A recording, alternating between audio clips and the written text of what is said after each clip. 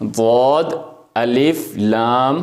مد زبر، واد زبر الف لام مد۔ قرآن و حدیث کی روشنی میں بات کر رہا ہوں میں،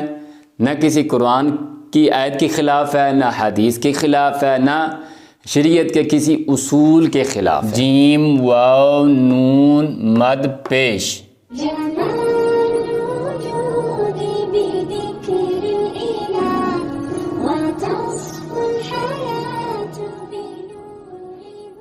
السلام علیکم ورحمۃ اللہ وبرکاتہ۔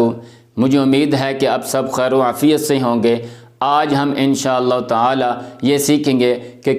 ہجے اور جوڑ کیسے کیے جاتے ہیں۔ بہت سا یہ لوگ پوچھتے رہتے ہیں اور کم از کم مجھ سے بہت زیادہ یہ سوال پوچھا جاتا ہے، دوست احباب پوچھتے ہیں کہ کون سا طریقہ ہم اپنائیں تو وہ طریقہ صحیح ہوگا، کہ ہمیں کسی نے یہ بتایا کہ یہ طریقہ صحیح نہیں ہے، آپ اس طریقے سے ہجے کریں، کسی نے کہا یہ طریقہ صحیح نہیں ہے، آپ اس طریقے سے ہجے کریں۔ تو ہم انشاءاللہ قرآن و حدیث کی روشنی میں سیکھیں گے کہ وہ کون سے طریقے ہیں اور کون سا طریقہ صحیح ہے اور کون سا طریقہ صحیح نہیں ہے۔ اور اس کے ساتھ کچھ مشہور الفاظ ہیں کہ وہ بھی اکثر لوگ پوچھتے رہتے ہیں کہ ہم اس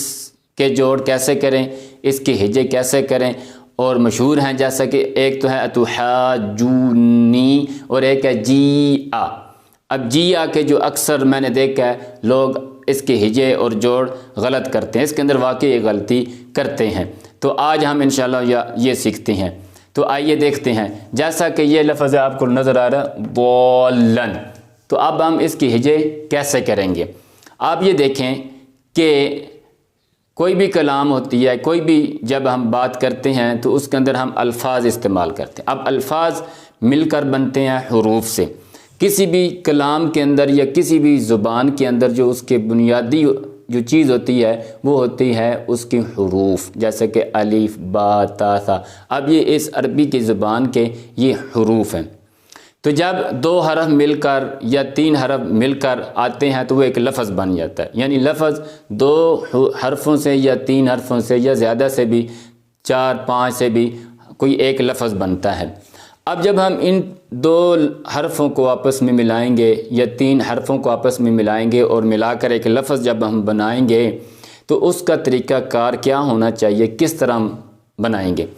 جیسا کہ آپ کو نظر آ رہا ہے، اب یہ والن ہے۔ اب اس کے اندر جو حروف ہیں وہ تین ہیں، ایک ہے واد، ایک ہے الف اور ایک ہے لام۔ تو جب بھی ہم کسی لفظ کو بنائیں گے عربی زبان کے اندر، اس کے ساتھ ساتھ اس کے حرفوں کے ساتھ ساتھ ان کی کچھ حرکات بھی آ جاتی ہیں، جیسا کہ یہاں پر ہمیں یہ زبر نظر آ رہی ہے، پھر اوپر مد نظر آ رہی ہے، پھر آگے جانا اس کے اوپر لام کے اوپر دو زبریں نظر آ رہی ہیں۔ تو گویا کہ حرفوں کے ساتھ ان کی حرکات بھی آ جاتی ہیں۔ اب اگر ہم اسی کی بات کریں تو اس کے ساتھ یہ ایک زبر ہے اور ایک مد ہے، تو گویا پانچ چیزیں بن گئی، واد الف لام ساتھ زبر اور ایک مد۔ اب اس کا طریقہ کار کیا ہونا چاہیے، کس ترتیب سے ان کو آپس میں ہمیں کہنا چاہیے، پہلے کون سا آئے گا، بعد میں کون سی آئے گا، اس کے بعد پھر کون سا آئے گا، تو اس کا طریقہ کار کیا ہونا چاہیے، کون سا طریقہ صحیح ہے اور کون سا غلط ہے۔ اب اس کے اندر ہم دیکھ لیں، پہلا طریقہ تو یہ ہے کہ آپ جو ہے حرف جتنے بھی آئیں گے نا، حروف، ان کو پہلا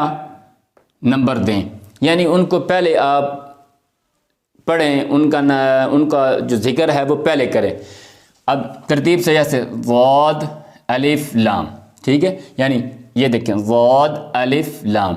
اس کے بعد مد زبر، تو یعنی زبر ہم نے بالکل آخر پہ پڑھی، جو پہلے حرف پر حرکت آ رہی ہے ہم نے اس کو بالکل آخر پہ جا کر پڑھا، واد الف لام مد زبر، کیا بن گیا جی، وال، واد الف لام مد زبر۔ یہ تو گیا پہلا طریقہ، وال لام دو زبر لن، والن۔ دوسرا طریقہ یہ ہے کہ اس کے اندر ہم جو باقی ترتیب تقریباً وہی رکھیں گے، صرف یہ ہے کہ جب ہم الف پڑھیں گے تو الف کے ساتھ اس کی مد بھی پڑھ لیں، جیسا کہ واد الف مد لام زبر، یعنی زبر آخر پہ ہی آ رہی ہے، دیکھیں ٹھیک ہے، زبر آخر پہ ہی آ رہی ہے، صرف ہم نے جو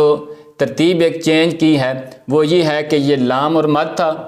تو ہم نے مد کو لام سے پہلے لے کر آ گئے، مد کو پہلے لے آئے اور لام کو بعد میں لے آئے، غاد الف مد لام زبر، ٹھیک ہے، غاد الف مد لام زبر، ضال لام دو زبر لن۔ تیسرا طریقہ یہ ہے کہ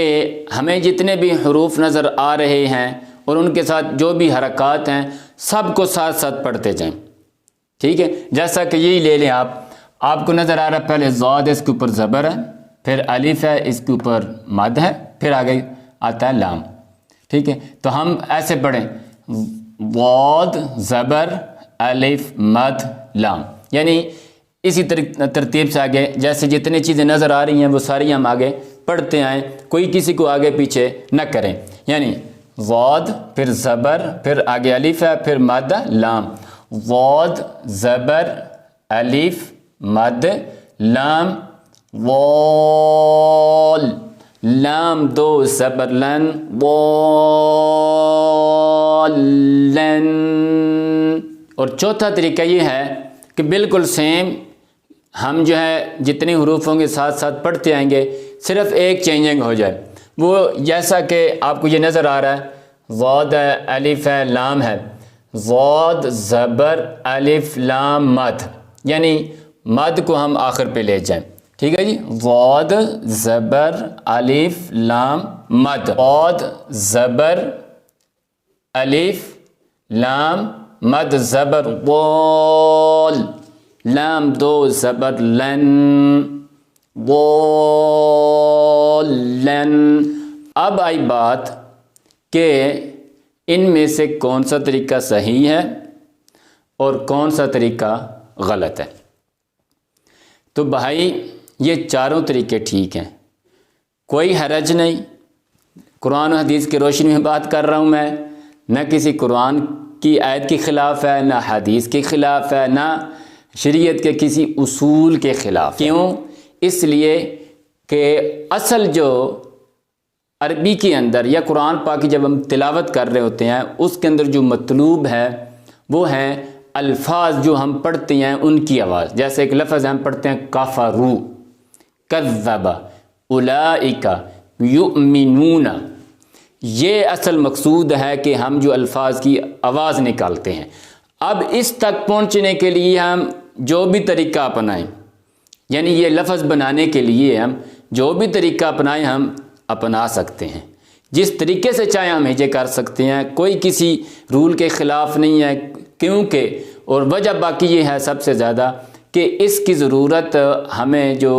غیر عربی ہوتے ہیں ہمیں زیادہ ضرورت پیش آتی ہے، کیونکہ ہماری زبان نہیں ہوتی، نہ مادری ہوتی ہے، نہ ملکی ہے، نہ علاقائی ہے، تو اس لیے ہمیں سمجھ نہیں آتا جب تک کہ ہم یہ ہجے اور جوڑ یعنی الفاظ کو جوڑنا اور ملانا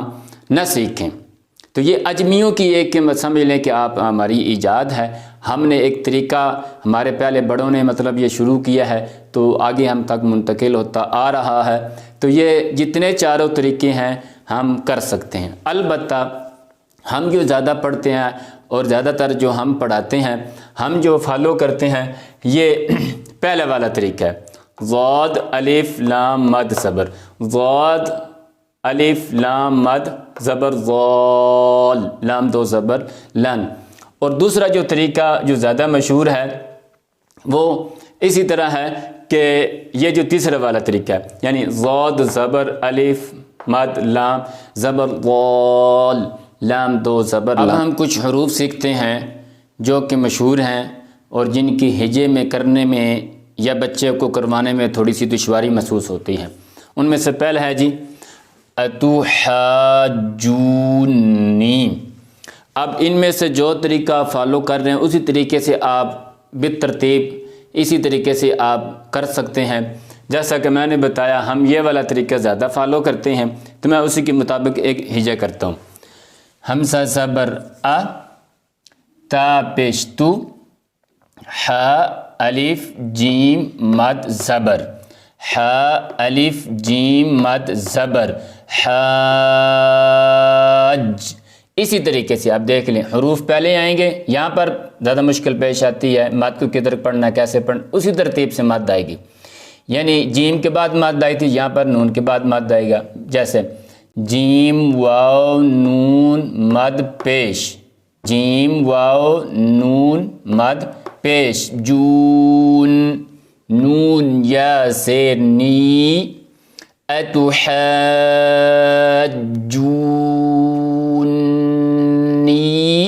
اب دوسرا لفظ ہے جی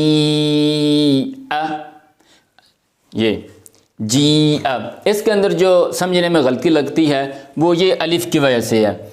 کہ لوگ اس کو کہتے ہیں کہ یہ الف جب لکھا ہوا ہے تو ظاہری بات ہے پڑھیں گے بھی، تو بعض لوگ اس کو یوں کرتے ہیں جیم الف یا مد زیر، یہ بھی غلط ہے، بعض لوگ یا کو چھوڑ جاتے ہیں الف کو پڑھتے ہیں، اس لیے تو صحیح طریقہ یہ ہے کہ یہ جو الف لکھا ہے نا یہ صرف لکھا ہوا ہے، اس کو پڑھنا نہیں ہے، یہ ایک بس رسم الخط ہے عربی کا کہ کیونکہ بہت ساری ہم دیکھتے ہیں کہ الفاظ حروف جہاں وہ لکھے ہوتے ہیں الفاظ کے اندر لیکن وہ پڑھے نہیں جاتے، تو اس طرح یہ الف لکھا تو ہے لیکن پڑھا نہیں جائے گا، تو ہم صرف یا پڑھیں گے، یعنی جیم یا مد زیر، جیم یا مد زیر، جی ہمزہ زبر جی اگر کوئی دوسرا طریقہ آپ اپنا رہے ہیں تو آپ اسی کے مطابق اس کے ہجے کر سکتے ہیں ان میں سے۔ اور تیسرا جو لفظ ہے وہ ہے والصافات، اسی طریقے سے آپ دیکھ لیں واو صاد زبر وص، صاد فا مد کھڑی زبر، ٹھیک ہے نا، اسی کے مطابق یعنی جو آخری یہ حرف ہے اس کے بعد ہم مد پڑھیں گے، زبر آخر پہ آ رہی ہے، صاد فا مد کھڑی زبر، صاف فا کھڑی زبر فا تا زیر تی، والصافات، والصافات، مکمل سبق قاعدے والا جا کر دیکھیں، انشاءاللہ اس سے آپ کو بہت زیادہ فائدہ ہوگا۔ السلام علیکم ورحمۃ اللہ وبرکاتہ۔